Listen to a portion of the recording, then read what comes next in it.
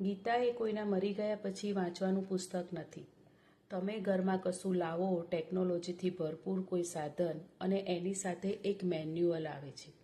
એ manual વાંચ્યા વગર તમે પ્લગિંગ કરો તો ધડાકો થઈ જાય કે કોઇલ બળી જાય, જે થવાનું એ થઈ જાય. પછી તમે મેન્યુઅલ વાંચો તો કંઈ જ ના થાય.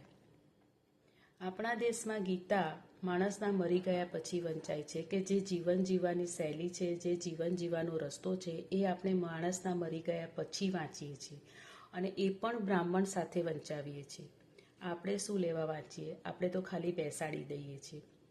કેટલી ઇન્ટરેસ્ટિંગ વાત છે કે મહાભારતમાં પણ કુરુક્ષેત્રની મધ્યમાં લઈ જઈને ગીતા સંભળાવે છે કે જેથી મહાભારતમાં કૌરવો, પાંડવો, દ્રોણ, કર્ણ, અર્જુન બધા તે સાંભળી શકે.